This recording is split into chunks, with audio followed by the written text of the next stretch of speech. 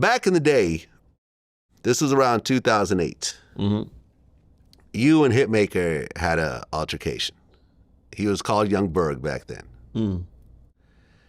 I interviewed you about it. Do you see a situation where Berg can come to you and apologize and work it out? Maybe do a song together afterwards, something like that? Well, like, yo, listen, I was tripping, you're right. And yeah, I didn't approach about him the next day. Oh, really? You guys talked about the next day? Next day? Oh, I didn't hear about that. Yeah. So he called you, or you called him? We got him, somebody got us on the phone. And it was just the next day he told me he was tripping and whatever. And oh, really? So he admitted to his shit. Yeah, he admitted it. It was the next day. And like I said, I don't even really be talking about it because I don't want to, you know what I mean, seem like I'm trying to do him dirty or got beef from him. Like, I don't have no problem with him. I don't have no problem with nobody, though. And then I interviewed him about it. Actually at Diddy's studio, Daddy's house. I remember I did the interview with him. Right. I have security with me. I have security guards with me too as well. So like just that all like, oh, he just banged, just slapped me, like, oh, like that's kind of like beyond me. But at the same token, like, you know, like me and him, like we rocked hard. Like we was on a lot of tours together. We did a lot of shows together. And like it is what it is. Like he's much older than me, you know what I'm saying? I ain't no beefing type dude. And like I never really spoke on it because like it's just like my management was telling me at the time, like, don't speak on it. It's not nothing. It's irrelevant. That's not even with your fan base, blah blah. But and he didn't really deny that it all happened. And you know, he said that like it was really his fault. He was tripping at the time. Someone got in his ear saying that you had said some things about him, so he tried to confront you. Right. Said, oh, I heard you was talking shit.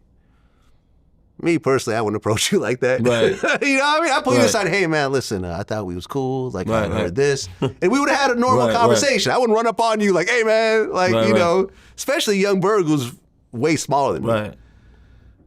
And the story goes you allegedly smacked him. Mm-hmm. But he did an interview recently saying that it never happened. Right. He said I made it up. Basically. Right. And you said, Berg, why are you even speaking about this issue? Right. Like, why talking over 10 years ago, it's not relevant. Why are you making up these stories? It's all cap. That's my issue. Why are you even talking about this? Anytime I'm doing an interview and they mention that, I downplay it. Just seen him last year. It ain't on nothing. You know, way past that. Why even speaking about it? Right. Why even bring it up? And I looked at the whole interview. Dude, who he was interviewing with? Academics didn't even bring up my name. He brought it up.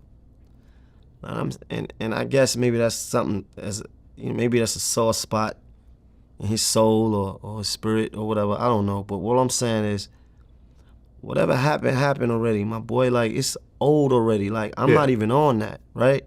We already passed that. We already got past that. Whatever happened. And why even say something like that when the internet can go back and find the footage of you on Vlad TV, right? So why even, you know what I'm saying? And I don't want to be the nigga like, oh, this happened. This is how it happened. I don't want to be that nigga. Yeah, no, you know I'm not even going into the details. Right, I'm telling you what I remember. From right, I don't want to be that nigga, and I'm not gonna be that nigga. I'm gonna be like, yo, look, bro, like, why are you even speaking on that? It's already mute. You know what I'm saying? It's already done. Like, that's. Get to your issue. Like, I ain't, you know, and you saying little, and it's not the first time I've heard him speak on me and say little slick shit, but I let it go because I understand that might be a sore spot for him, you know? And I just let shit go. But it's like, my nigga, like, ain't nobody over here missing no meals, bro. Yeah, and he became successful not as a tough guy, as a talented producer. Right. He doesn't have an image. He's not even a rapper anymore. Right. He's not standing on machismo or being gangster or tough. Right. He never was, but you know what I'm saying? That was never his image. But I'm saying, like, he's now behind the scenes guy, and he's done very well with it. He became more successful as a producer than he did as a rapper, and he had a good rap career. So it's kind of surprised me that he doesn't just like, yeah, bro, it happened. Just leave it alone. We've all taken our L's. But I've taken L's, you've taken L's. But the thing is that, nah, I ain't taking none. You've never taken an L? Not in public. In life? Of course. There we go. That's what I'm saying. You understand? So the thing is this. just leave it alone. Yeah. It ain't even worth talking about. Right. It's 10 plus years. Like nobody. First of all, like the average fan that don't even know that happened. Like I got people that's tapping into me. They don't even know me for that. Right. Like let's forget about that. He's It's changed his over. name and everything. Yeah, people don't even know. I'm sure most people This these is what days I'm don't know saying. that Yung Berg and Hitmaka are the same person. This is what I'm saying. Yeah. It ain't even worth even talking about.